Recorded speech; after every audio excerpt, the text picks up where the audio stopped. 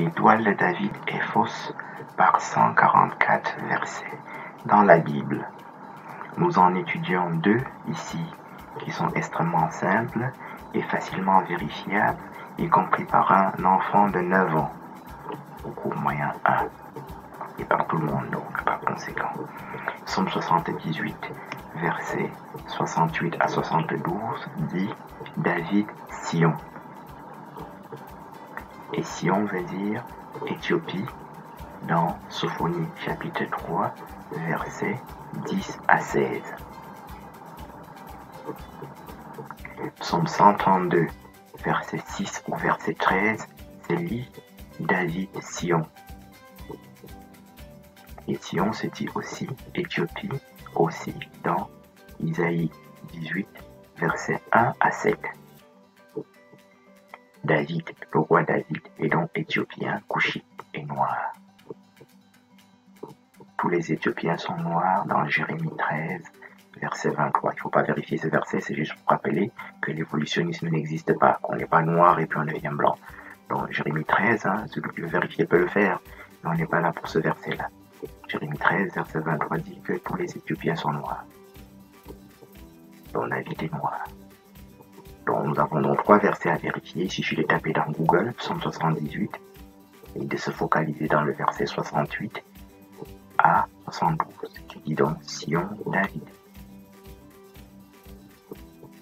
Et puis, dans Google, tapez maintenant Psaume 132, verset 6 au verset 13, qui dit donc David, Sion. Puis tapez Sophonie dans Google, Sophonie chapitre 3, et d'aller rapidement dans le verset 10 au verset 16, qui s'écrit donc Éthiopie, Sion. Isaïe 18, il ne faut pas le vérifier parce qu'on n'est pas là pour surcharger les gens. En 3 versets, on voit donc que David est éthiopien et noir.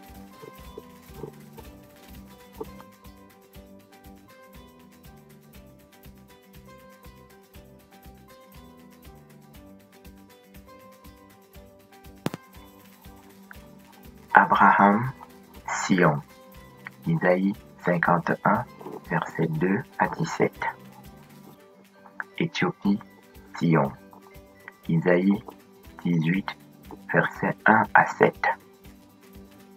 Abraham s'appelle Sion, Éthiopie, dans les 2 versets que nous venons de citer. Dans lesquels versets, Sarah, épouse d'Abraham, se trouve attachée à Abraham et est appelée Sarah, Sion, Sion, Sion à 3 reprises. Abraham y est aussi appelé Abraham, Sion, Sion, Sion, Jérusalem, mon peuple. Abraham et Sarah sont donc éthiopiens, qui est aussi confirmé dans Genèse 25, où il est dit Abraham Madian. Genèse 25, versets 1 à 2. Madian veut dire Éthiopie dans Habakkuk 3, verset 7.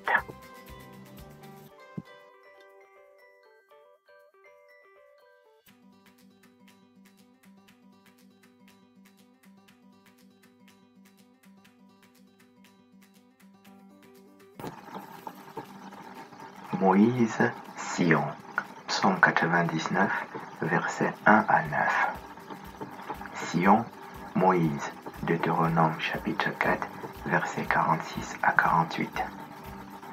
Moïse est éthiopien dans les 2 versets que nous venons de citer, dans lesquels Moïse et son frère Aaron, grand souverain sacrificateur, ils sont donc décrits comme étant Sion, Éthiopie, étant éthiopien couchite, qui se dit donc aussi Madian, Moïse Madian. Et nous savons que les 40 ans de l'exode de Moïse se passent à Madian, qui veut dire Madian, Éthiopie, tout comme les 40 ans de l'exode de Josué, juste après Moïse, ainsi que les 400 ans du gouvernement, 450 ans du gouvernement des juges, dans lesquels on trouve Déborah, Gédéon et Samson. Samson a 7 tresses, comme tous les Éthiopiens qu'on appelle Rastaman, Lox, etc. Donc Moïse et Aaron, son frère, grand souverain sacrificateur, sont donc éthiopiens, exactement comme Samson, Déborah et Gédéon, lesquels portent des tresses, qui sont des tresses africaines, hein, de vraies tresses. Dans toutes les versions des Bibles, le mot tresse est strictement employé.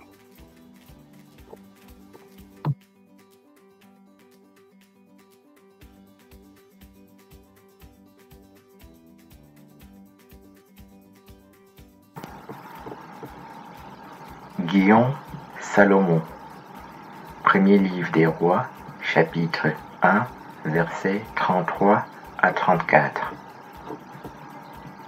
Guillaume, Éthiopie, livre de la Genèse, chapitre 2, verset 13. Salomon s'appelle Guillaume, qui veut dire Éthiopie. Couche, qui signifie jardin d'Éden, dans les deux versets que nous venons de citer. Salomon, le roi Salomon, fils du roi David, est donc éthiopien et couchite.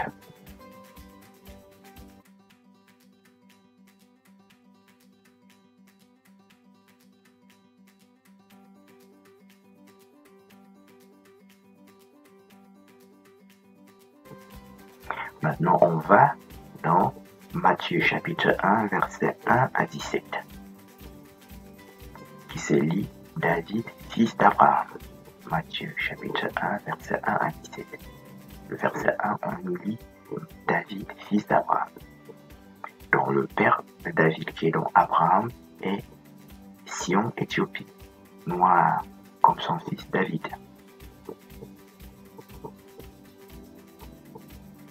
Si on revient maintenant dans le livre des psaumes, le psaume 133, c'est le psaume qui suit directement, qui est collé au psaume 132 que nous avons étudié. On y lit Aaron, Sion, psaume 133. On tape dans Google, psaume 133, et ça se lit Aaron, Sion. Aaron, c'est le frère de Moïse. Dans 1 Chronique, le premier livre de Chronique, chapitre 6, verset 1 à 2, verset 2, 3, on nous dit Moïse, Aaron. Donc, c'est la généalogie de Moïse. Hein, et Moïse et son frère, c'est Aaron. Moïse, c'est le plus grand prophète de l'Ancien Testament. Son frère, Aaron, est Sion, Éthiopie. Et donc, son frère, Moïse, hein, est éthiopien, couchite, noir. Voilà.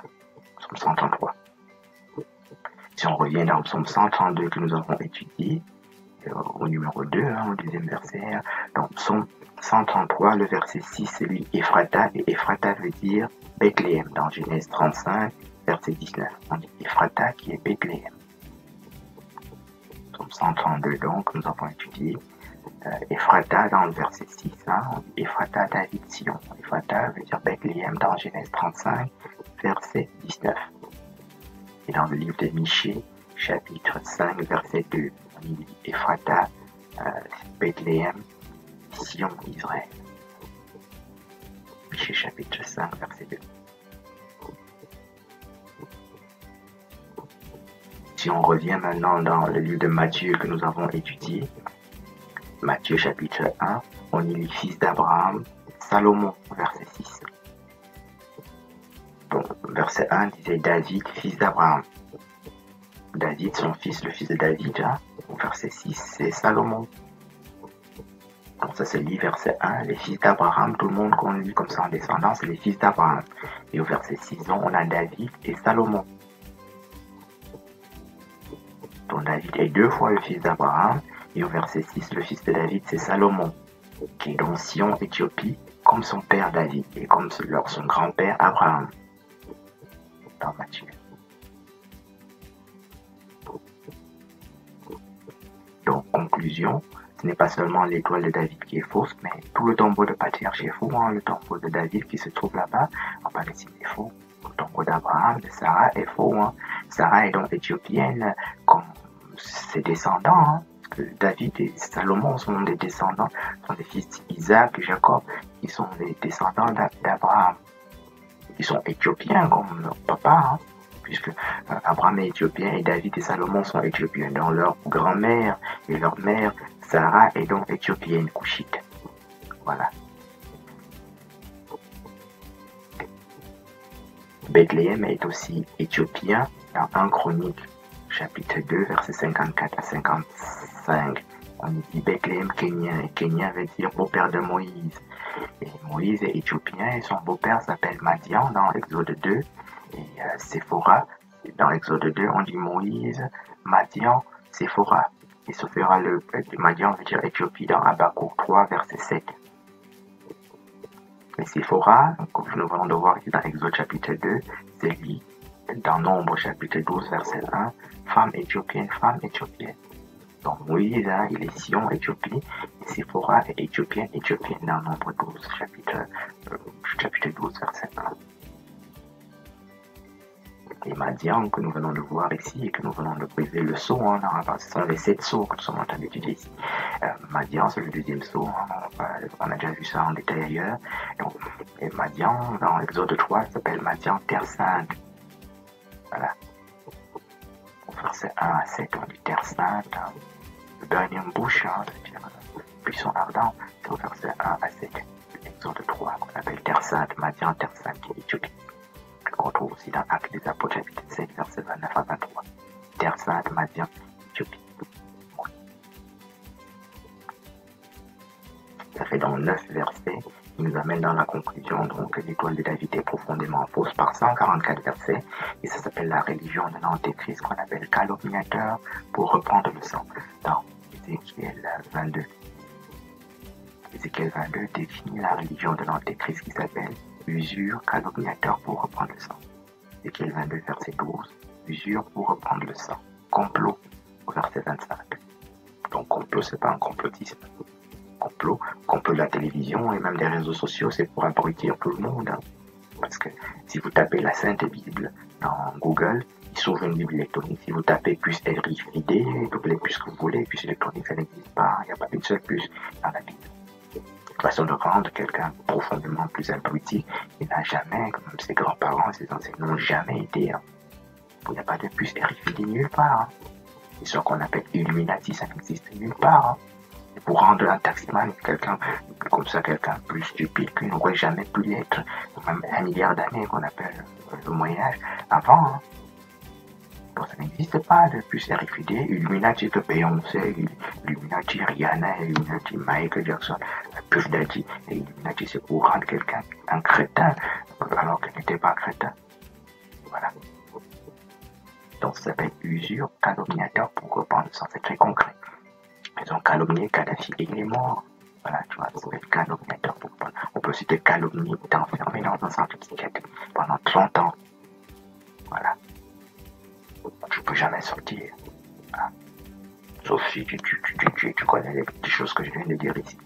Tu connais rien, que tu es un taximan normal, un boulanger normal, un chirurgien normal, comme ça, qui croit que Beyoncé est Illuminati, et qui croit qu'il y a une puce RFID dans 1 milliard d'années, mais tu restes là-bas 40 ans, jusqu'à ta mort.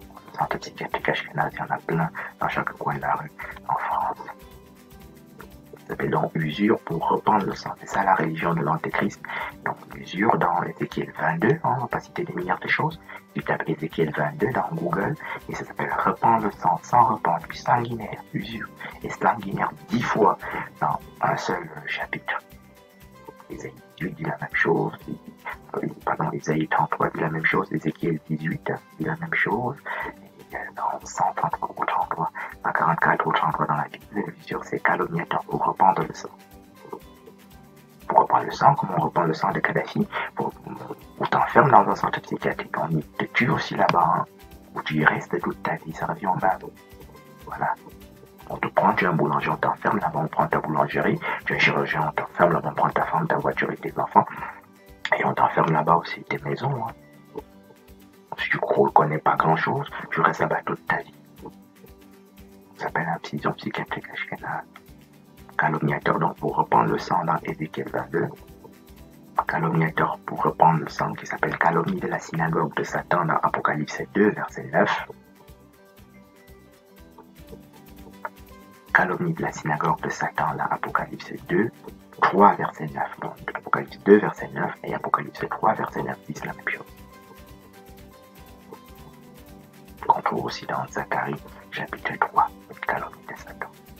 Et dans Apocalypse 12, on dit accusateur de nos frères, on t'accuse n'importe quoi, on prend ta boulangerie, ton taxi, etc. Et on t'enferme dans le centre psychiatrique à vie. tu es fou, hein, tu es un grand fou, tu connais rien, tu es devenu fou, et on t'enferme là-bas, et on te bourre d'ailleurs en passant de toutes sortes de médicaments extrêmement graves. Si tu es un taximan, tu ne connais pas les médicaments, tu ne connais rien, tu crois que c'est Rihanna qui est l'Illuminati, et quand on va te mettre une puce dans 2000 ans, alors que tu vas mourir là dans 15, même bientôt, voilà. Jean 8, verset 44 dit la même chose. Calomnie pour reprendre ça. Jean 10 dit la même chose. Menteur, meurtrier, voleur, meurtrier. Donc le tombeau des patriarches est faux, l'étoile de David est fausse. Bethléem ne se trouve pas du tout là-bas, puisque ça se dit Bethléem, Ephrata, Sion. Dans Genèse 25, verset 19, c'est dire Bethléem, Éthiopie. Ephrata veut dire Éthiopie, dans Psaume 132 et dans Genèse 19. Ephrata, Bethléem aussi, dans Michée chapitre 2, chapitre 5, verset 2. Michée chapitre 5, verset 2. 1 Chronique chapitre 2, verset 54 à 55, on dit Kenya, Bethléem. Et Kenya, c'est le beau-père de Moïse, qui est donc éthiopien, comme Moïse lui-même. Séphora est éthiopienne. Madian, c'est le troisième fils d'Abraham dans Genèse 25, verset 1 à 2. On dit Abraham, Madian. Abraham, Madian, Ismaël. Genèse 25, verset 2. 2 à 13. On dit Abraham, Madian. Abraham enfanta Madian et Ismaël. Donc, le troisième fils d'Abraham s'appelle carrément Madian, et Madian veut dire Éthiopie, dans la Habakkuk 3, verset 7. Donc les Ismaélites de la Bible sont éthiopiens, hein, comme Abraham, leur père. Voilà. Et les Égyptiens de la Bible sont noirs aussi, parce qu'on dit Égypte, pays de Cham, dans Psaume 106, verset 21 à 22, Égypte, pays de Cham. Dans Psaume 105, verset 23, Égypte, pays de Cham. Psaume 105, verset 27, Égypte, pays de Cham.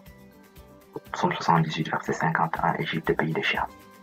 Et la mère d'Ismaël est égyptienne dans Genèse 16, verset 1 à 16. On dit Agar, égyptienne, verset 1. Enfanta à Abraham, Ismaël, verset 15 et verset 16. Donc elle est une égyptienne, et les égyptiennes de la Bible sont noires, tous noirs. Hein. Tous les pharaons sont décrits dans la Bible. Hein. On emmène les gens dans toutes sortes de sorcelleries, en leur faisant croire qu'il n'y a pas de toute musique. Tous les pharaons sont dans la Bible. Moi-même, j'ai été martiniste et rosicrucien, et j'y étais quand ils ont calomnié, hein, l'Ashkenaz a calomnié, Kadhafi, ils sont venus, moi je crois qu'on étudiait l'œil d'Horus et des choses comme ça, et les pyramides.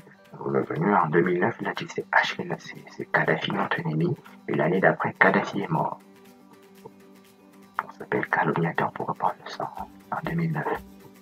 Il est sorti comme s'il n'était même pas de notre loge, hein. Il est venu, il a dit, on a des agrafes, il a dit, c'est Kadhafi notre ennemi, et après Kadhafi est mort. Je ne savais pas qu'il y avait des ennemis, hein. Je suis en rosicrucien, j'étais là pour chercher la science, comme ça. Donc, je découvre que non, on en avait des ennemis. Yeah. Le tombeau des patriarches est faux, l'étoile de David est fausse, ça s'appelle l'étoile de l'usure, et c'est calomniateur pour reprendre ça. Tu peux être même très intelligent et on peut réussir comme ça 3 personnes, hein, 3 magistrats, 3 avocats, l'ordre de ceci ou le syndicat de ceci des taximans. Hein. On dit que non, tu es fou. Et on signe comme ça et on te met en prison psychiatrique Ashkenaz. Hein. Tu restes toute ta vie. Hein. Et on prend ton taxi, on prend aux enchères, ta maison aux enchères. Voilà. Et si tu gesticules, on peut même te tuer aussi. Ça peut être calomniateur pour reprendre ça. Ça s'appelle la religion de l'antéchrist. Il n'y a pas de puce RFID dedans, il n'y a pas de Rihanna, comme ça, Illuminati qui aura un seul œil, qui voit tout. C'est vraiment de la fumisterie pour rendre quelqu'un profondément stupide. Hein. Parce que nous savons que l'enseignement que nous recevons à la télévision ou au lycée, c'est l'enseignement que l'antéchrist nous donne. Donc là, si tu vas dans les réseaux sociaux pour te faire enseigner qu'il y a une puce RFID, c'est des trucs bibliques, hein. David est un homme de la Bible, un personnage de la Bible. L'étoile de David et de Salomon, c'est dans la Bible. Et donc, on pourra commencer par dire qu'ils sont éthiopiens. Voilà, c'est tout. Si tu connais ça, le jour où on t'enferme dans un centre psychiatrique, tu peux citer 3 versets et tout le monde comprend pourquoi on t'a enfermé. Et par cette technique-là, tu peux sortir éventuellement. Et récupérer ton taxi ou ta boulangerie avant qu'elle soit vendue aux enchères.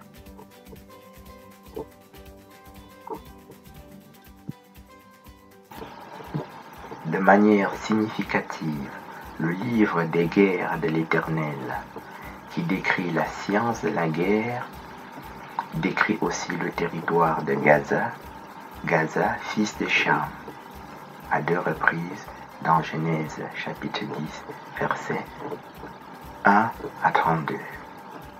Gaza est donc fils de Cham, Couchite et Éthiopien, qui est le premier sceau. Deuxième sceau, Gaza est Madian, qui veut donc dire Madian dans le livre des Juges chapitre 6, livre des Juges chapitre 7, livre des Juges chapitre 8, et dans le livre de Josué chapitre 13, livre de Josué chapitre 15 aussi. Et Madian veut donc dire Éthiopie dans Habakkuk 3, verset 7. Le troisième sceau pour Gaza, on dit fleuve d'Égypte, Gaza, fleuve d'Égypte, dans le livre de Josué chapitre 15, verset 1 à 47. Le fleuve d'Égypte, c'est le Nil, et Gaza y est attaché verticalement et horizontalement au fleuve d'Égypte, qui est dans le Nil. Quatrième sceau, Gaza est donc Kenya. Kenya dans le livre des Juges, les livres des Juges que nous avons déjà cités, en particulier le livre des Juges chapitre 1, on y dit